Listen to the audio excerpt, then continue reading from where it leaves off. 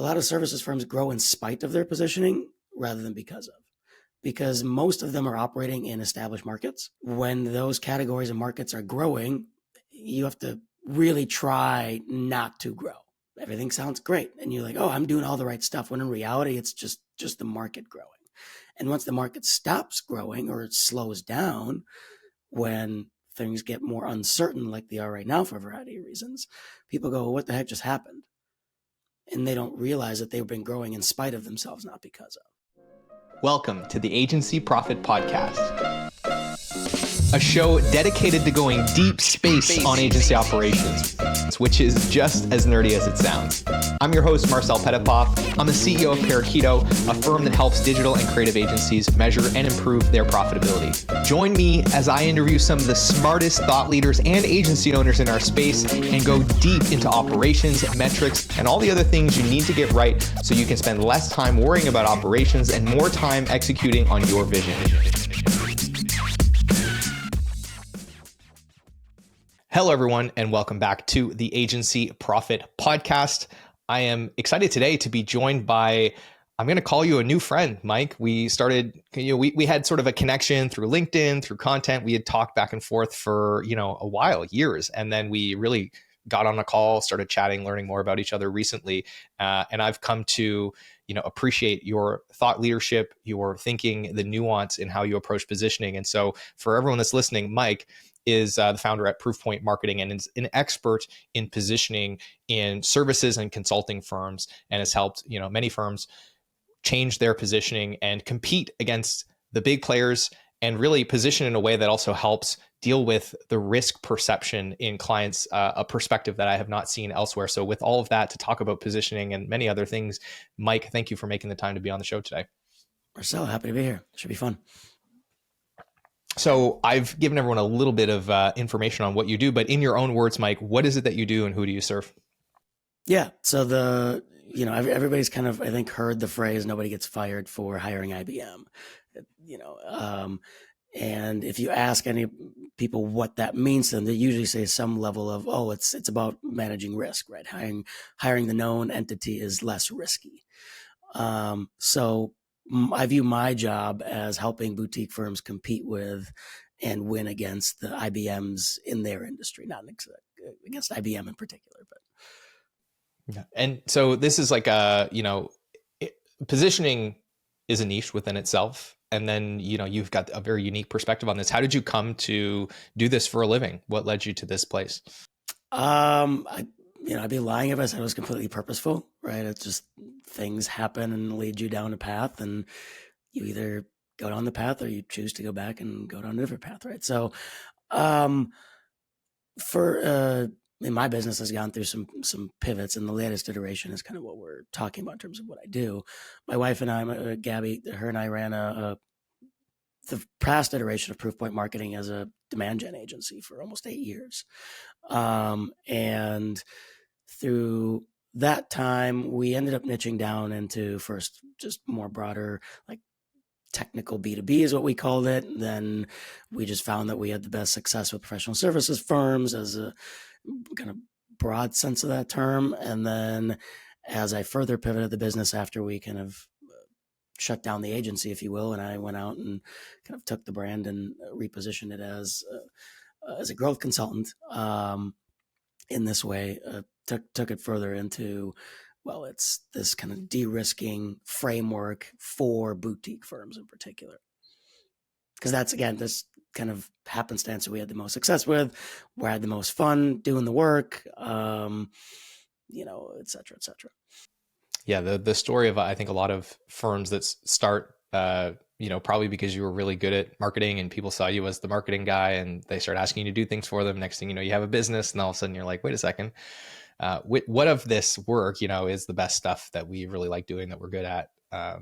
So that's great. Now, the problem that you just articulated, the nobody gets fired for hiring IBM, is sort of a tension that exists in positioning. And I'm sort of living through a part of that tension where, I went down this path of positioning Parakeeto, obviously, in a very specific niche market against a very specific problem, agency profitability. However, one of the sort of downsides of how I positioned the business that I was not necessarily cognizant of until I started rubbing up against it was I differentiated Parakeeto so much that it was not like any of the other preconceived solutions in the market. Therefore, I find a lot of people are just confused by what we are because we don't fit into any existing box. And therefore, we're almost perceived as being risky in the sense it's like, I don't understand necessarily what this is. It could be a lot of work to help educate someone on how to think about us, where we fit in the puzzle, et cetera. And it's something that I've really been thinking a lot about recently. So this story of, the incumbent wins, not because they're better, but sometimes just because they're safe, really resonates with me. So on that point, why is it that this gets overlooked in, I think, so much of the traditional thinking around positioning? So I think there's a bigger part, even like what gets overlooked is the entire risk management part of it. I think when, and I've had I guess you could say, pleasure of working with some, fairly prominent positioning folks when I needed the help. And this is the kind of what I do now is sort of an iteration of scratching my own itch, if you will, because it just something didn't work and it didn't make sense, and I couldn't figure out why. So I went and tried to figure out why. And what I found is that most positioning, the way people address it and think about it, completely ignores the concept of risk, right? So, we've all heard like, oh, you don't want to be like, better is not good. You want to be the best. Like, okay, but best is still better. Meaning better is, well, I'm a little bit better, marginally better than these other people. Best is I'm a lot better than these other people, but you're still anchoring to those people because that's the only way you can label as best. Right. And then, even if you take it further and you go, okay, well, then I need to be different. Okay. Different how? What does that really mean? And then what does the act of being different, what does that do from a psychology perspective? Right. So like the analogy I give, and I got this actually through another podcast interview I was doing, and somebody came up with it for me, so I can't take credit, but it's a great analogy, which is, if let's say we're at an event together, a conference or something, and we're in a room of, say, whatever, 50 to 100 people, and I walk in, but I'm walking on my hands. I'm going to get your attention. People are going to turn like, what the fuck is this guy doing? Sorry, I don't know if I can swear on your show, but like, this is weird, right? I'm going to get attention, but pretty quickly there, people are going to go, this is just weird. This is stupid. Like, why would anybody walk on their hands?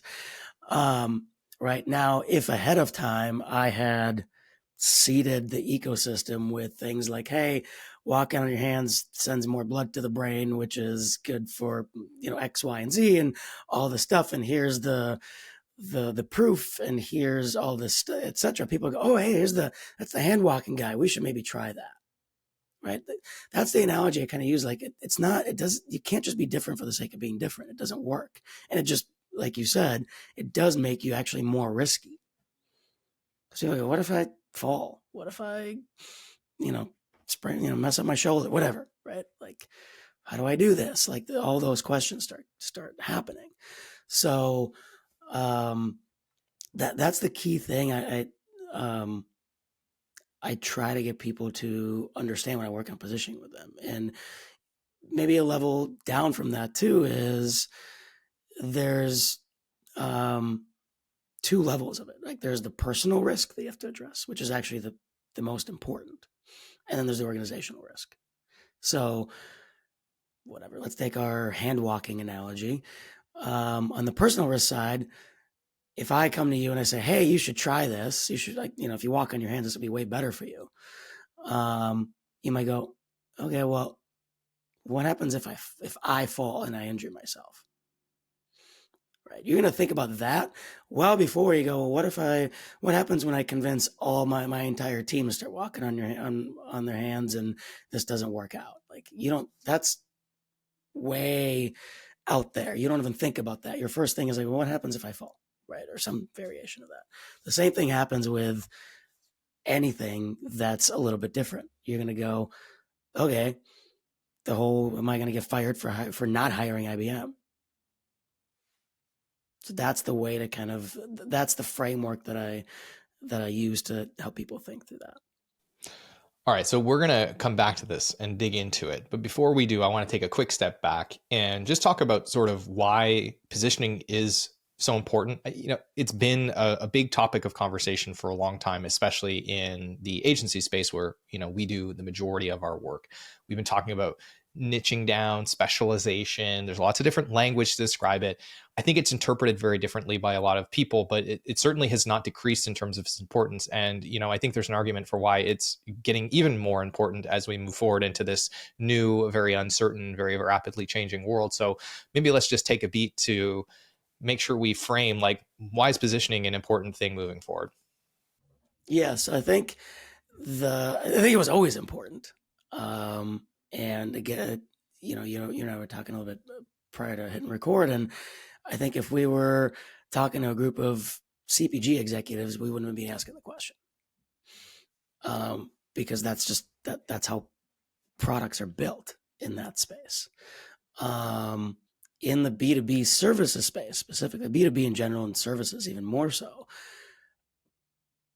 I think a lot of people don't even know what positioning is. And when they think about it, they think like, oh, it's messaging. It's my, I got to fix my website messaging or my, capabilities decks or whatever. And the reality is position, like I tell people, positioning isn't a marketing exercise. It's a foundational business exercise. Like the only way positioning really works to your benefit rather than your detriment is if the entire business is built around it and is built to support it. Like the business model itself is your positioning. And it's not just like, yeah, sure, messaging is part of it and you get to that point and that's important, but it can't just be that. And why it's more important now is I would venture to argue that let's just say many firms, when times are good, which they were, post COVID to early 2023, let's say the most recent times, a lot of services firms grow in spite of their positioning rather than because most of them are operating in established markets. And when those categories and markets are growing, you have to really try not to grow. You'll grow 5, 10, maybe 15% a year, and everything sounds great. And you're like, oh, I'm doing all the right stuff. When in reality, it's just the market growing. And once the market stops growing or it slows down, when things get more uncertain like they are right now for a variety of reasons, people go, well, what the heck just happened? And they don't realize that they've been growing in spite of themselves, not because of. Now, you've touched on a couple of things that I think are important for like why you're on the show today, which is specifically your lens on positioning as being inherently an operational problem as much as it is, about what we articulate to the outside world. And it is something that is unique sort of about services, and that in product businesses, CPG, even to some degree software, et cetera, like there is a coupling between what you are able to go out to the market and sell, and then, what your product actually looks like. And in some ways that's a feature because it ensures that there needs to be a decent amount of alignment there, but it's a bug in the sense that it can really slow your progress because you have to get those things moving in lockstep. Whereas when you think about services, one of the, again, features of that is they can be completely disconnected. You can go out and start selling something and then figure out how to deliver it and not necessarily have to lock those things together. And that's great if you want to move very quickly, but it's also a risk in that you can go out and start selling a whole bunch of things and then have your delivery not reflect that at all. And you can sometimes get away with that for a while, but it will eventually catch up to you. And so I think that's part of maybe the trap that people fall into with positioning, is they treat it just as a front end thing and they don't consider how operational that is inherently. What are some of the other things that people are getting wrong or are maybe not thinking deeply enough about when it comes to positioning based on, some of the thinking that's out there? I mean, I would say pretty much everything outside of the traditional promotional marketing stuff. So like when I'm working with clients, like I'll be asking them things like, okay, well, if this is your positioning, if we agree that this is it, what do you need to change functionally? So do your hiring practices still make sense? The design, like your service design, like does that make sense still? What needs to change there? What needs to change into your onboarding and contracting process to reflect this positioning? Like all those things in an ideal world have to fit. Now, you're going to get that right away? No, that takes time. But you have to start thinking about all those things. Because again, there are 3 levels to differentiation, at least the way I frame it.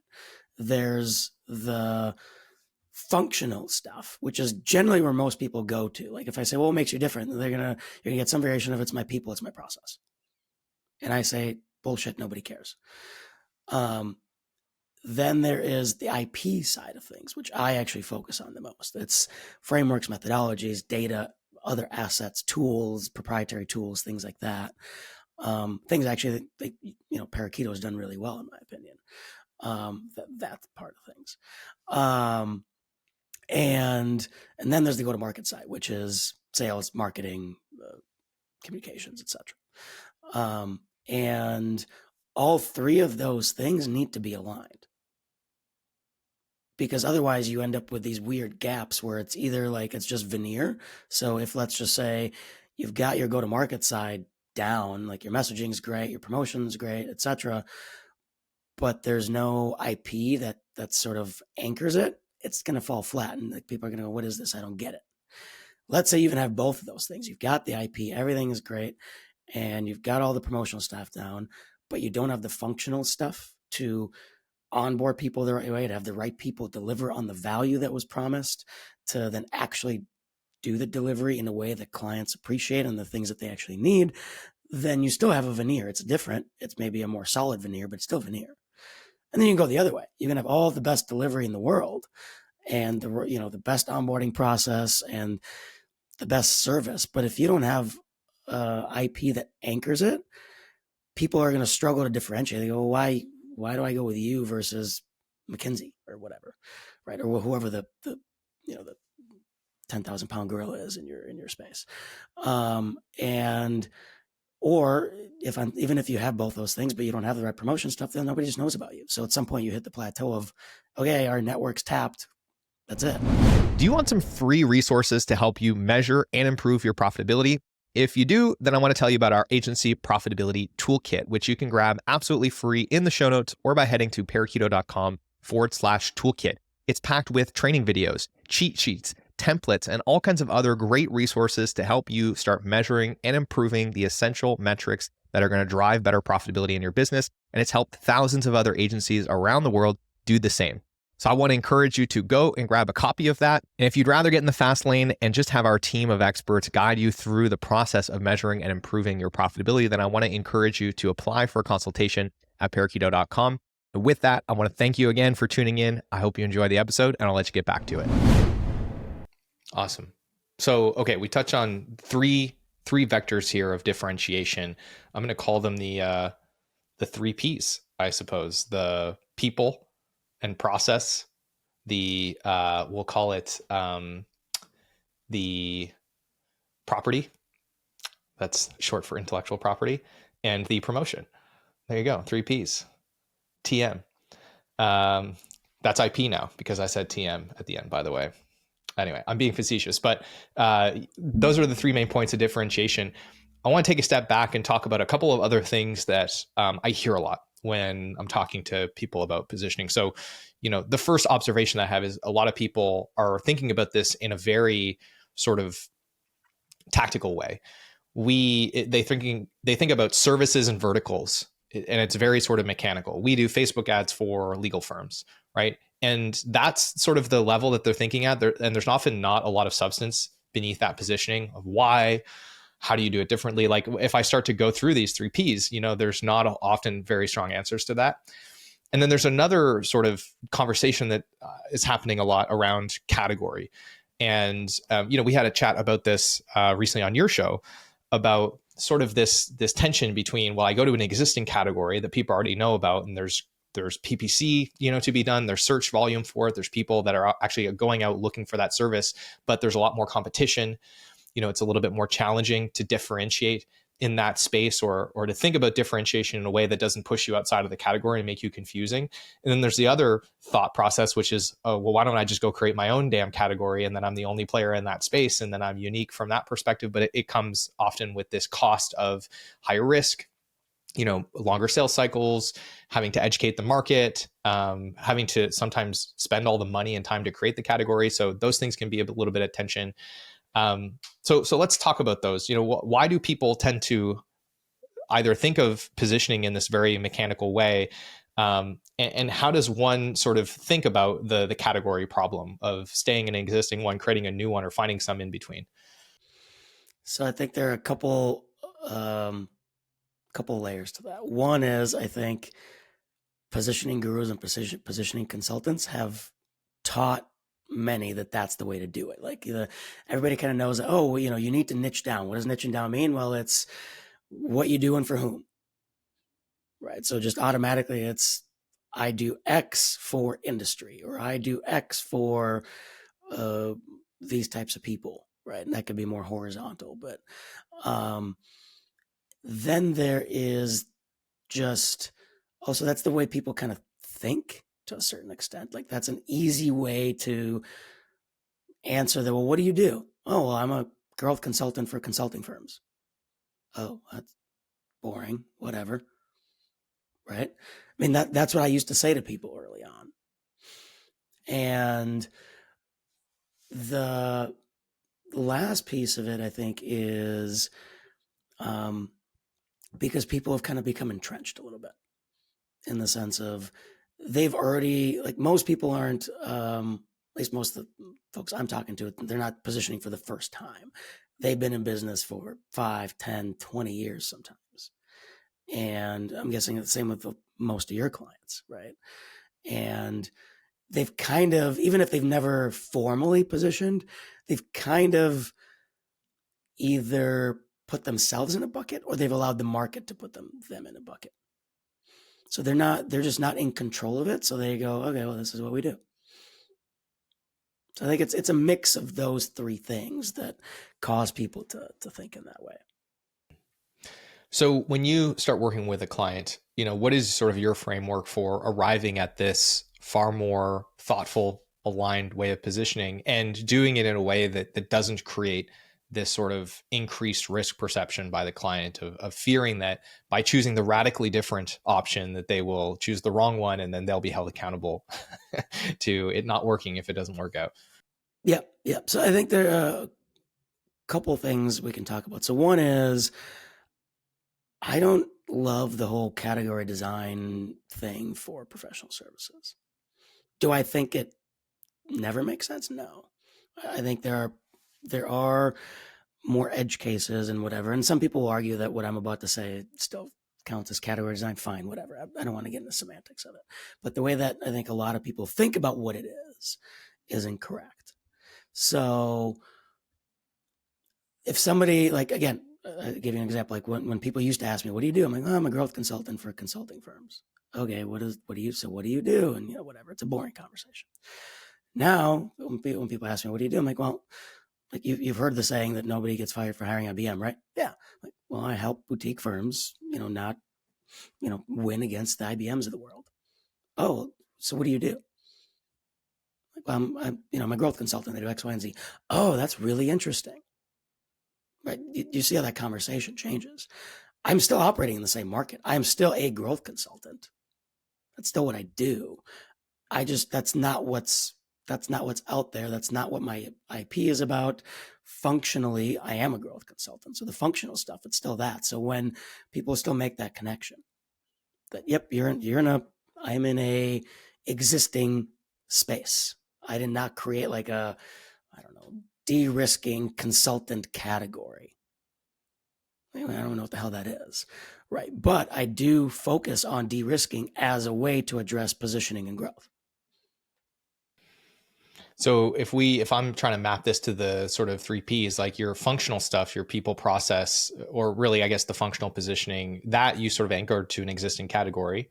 that's helpful because then a person hears growth consultant, they're like, yeah, I have a bunch of preconceived ideas about what that mean that probably map fairly accurately to like functionally what it would look like to work with you. But then where you've differentiated is at the IP level, where you presumably have a whole framework and a methodology for taking people through this process, as well as your go to market, where your messaging. And in this case, I think the key there was the way that you frame that problem, right? The story started with the problem, and that created the tension within which now all of a sudden your functional positioning was far more compelling. And I would say that the functional positioning is still, it's still different in a way, but it's contextually still relevant to the category that it exists within, right? So like, my workshops are different than other people's workshops. You know, because I focus on de-risking, I do everything I can to de-risk the purchase decision for my prospective clients, right? And this is what I teach my clients to do as well, right? In terms of whatever your positioning is. So like everything from my follow-ups to leave behinds to all that stuff, they're all built around the concept of de-risking and actually helping those people de-risk, my clients de-risk their buying decision. The workbooks that I use for that I've created for my workshops, all of those things fit together, right? So the functional differences are still there, but they flow from the IP, so they're there to support it, make sure that the value that's promised within the IP is delivered. But it's still the type of work you would expect from a growth consultant. Hmm.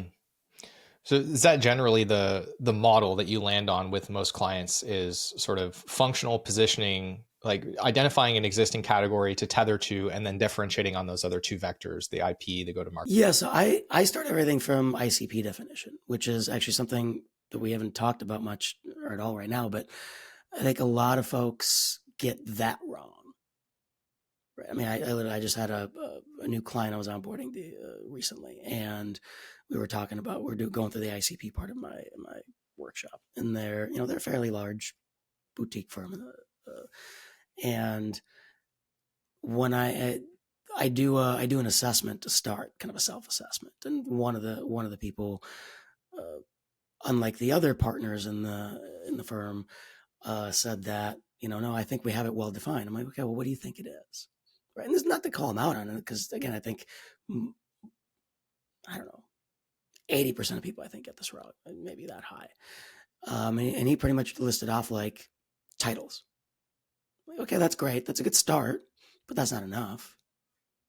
So I start by really deeply trying to understand who is it that they want to do business with in the first place, or should be doing business with. Like who should they be doing the work for? Once we can align and agree on that, then we go to the next step, right? So we're still doing the who do you do it for, and what do you do, but we reframe it in terms of, okay, what's the IP that's going to get these people to think differently about their problem. Hmm. So when you think about an ICP definition, like what's an example of what a good ICP I'll would give you look like? mine, and then Sure. we can go from there. So um, if for me, it's small to mid-size boutique consulting firms, right? So that's 5 to 50 million, and somewhere between usually 20 to 350 employees. Most ICPs will stop roughly there. Maybe they'll add in some verticals, right? So for me, I call it technical. There's some sort of technical expertise, but then I go into things like I want them to be multidisciplinary. This is ideal. Like, let's remember, like ICP is ideal client profile. So I want them to be multidisciplinary. I want them to have multiple partners. I want there to be existing level of success in the market already, just based on what I do. I want them ideally to not be based in California, and exclusions are sometimes more important than inclusions. I want them to ideally have worked with other consultants or marketing agencies or something in the past with little success. I want them to have plateaued for a couple of years. I want them to have solid enough cash flow to be able to go through the like you get the point. Like there's a lot of criteria. Some of these you can know ahead of time, some of these you can't, and you only figure it out through discovery during the sales process. But that's what an ICP looks like, because that allows you to then go and really make decisions about what does the IP look like that would make sense for these people to get them think differently? What does a delivery look like for these people? What kinds of people should I hire that these people would respond well to, et cetera, et cetera. Right. So what I'm gathering here is you start with the ICP, and then the sort of people, the IP, the process, the go to market, that all sort of flows from there. I know we're sort of getting short on time. One of the things I do want to double click on a little bit is your thoughts on de-risking, because I think that especially in a moment like right now where there's so much uncertainty, I think a lot of people are very hawkish to make investment decisions because they don't know where the ball is going to go on the playing field, so to speak. How do you think about de-risking the way that you present all of this to a client and take them through a sales process? Yeah, you mean how I do it, or how I think about it more broadly? Yeah. What's your framework for, someone listening that may be facing this, that they feel like they're losing a lot of deals to indecision, or they're losing a lot of deals to the incumbent? Yep. So there's, again, a couple of things. I think it's understanding what risk perception even looks like. So one of the first things I would recommend people do is think about, like, what are the top objections, if you will, that they get during the sales process, and then try to categorize them into that risk perception matrix. So you have your personal risk and you have your organizational risk. So it's understanding, okay, is this a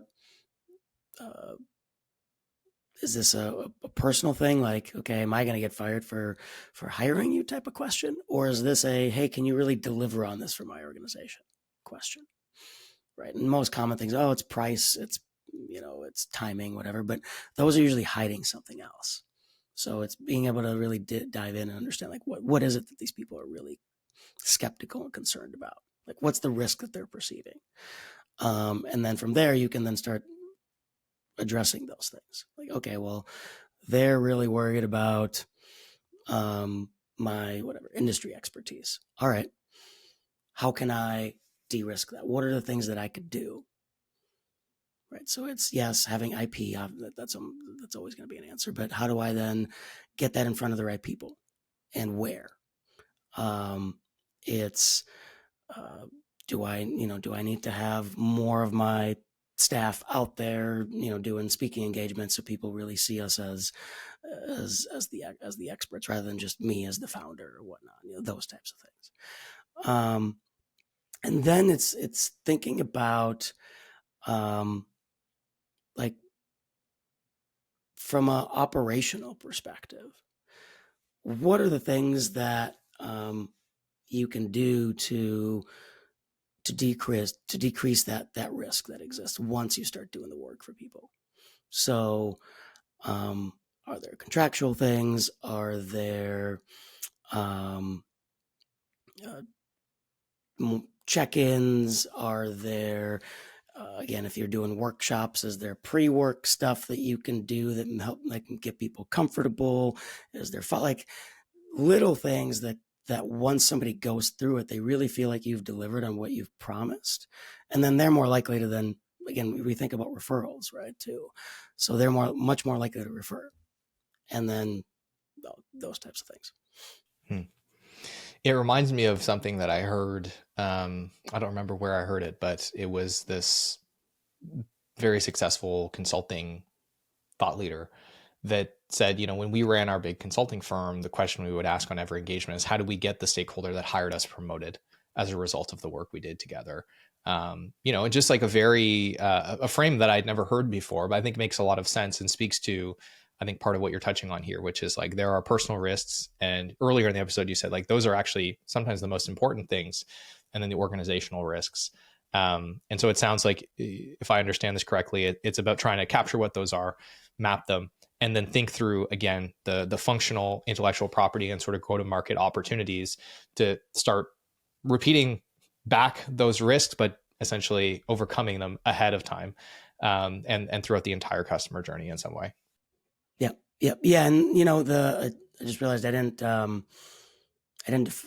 fully describe the risk perception matrix I take people through. So there's the personal risk and organizational risk, and then there's the other axis, which is internal skepticism and external questioning, right? So if you think about how people think through problems and challenges and buying decisions, first they're going to think through it themselves. That's the internal skepticism. I'm not sure about this guy, right, or whatever.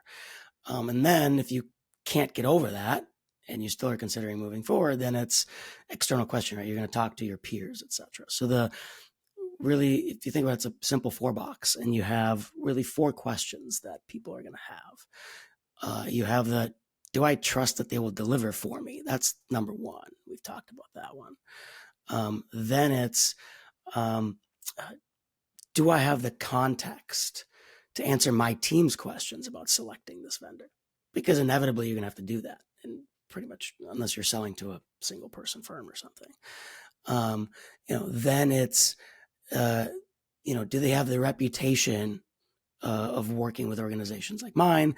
And then it's, do I have the context to prove they can best solve our problems? People usually think that that's the most important question, when really that's in the hierarchy, that's kind of the last one. Because I have to get through all the other ones before the answer to that question actually matters. Right. I really like that framework. It's really insightful because it does sort of map to really at a fundamental level the sort of things that hold up sales, which is about having a champion, first creating a champion, getting them bought in, and then figuring out how to get the rest of the organization bought in to not only making the purchasing decision, but following through on the execution that ensues. So I know we're getting to the top of our time together here, Mike, and you have lots of very useful IP that people can use to start getting a grip on this stuff. So for those that are interested in learning more about your frameworks and how you think, where should we send them in the show notes to follow you and the work you're doing? Yep. So they can sign up for my newsletter, and also all the past stuff is on the website, proofpoint.marketing. Lots of goodies there. I can send you the link to a couple of the key ones, like the risk perception matrix, if people want to look at that in particular. Awesome. So we'll leave notes in the show notes, links to all of those resources, as well as some of Mike's social links and so on, so you can follow his work. And with that, Mike, I appreciate you making the time to come on the show. I really enjoyed our chat. Thanks, Marcel. Appreciate it. Hey, thanks so much for tuning in to today's episode. I hope you enjoyed it. And if you've ever found yourself thinking, man, I get so much value from this podcast, I wish there was something I could do to return the favor. Well, today's your lucky day, because you can leave us a review wherever you're listening to this, and it is incredibly helpful. Of course, if you haven't grabbed a free copy of the Agency Profit Toolkit, go and get that. It's got tons of free resources to help you improve your profitability. If you're looking to get in the fast lane and get help from experts to improve your profitability and measure your most important metrics, then apply for a consultation at Parakeeto.com. We'd love to chat with you and figure out how we can help. With all of that, thank you so much for being a listener, and we will see you on the next episode.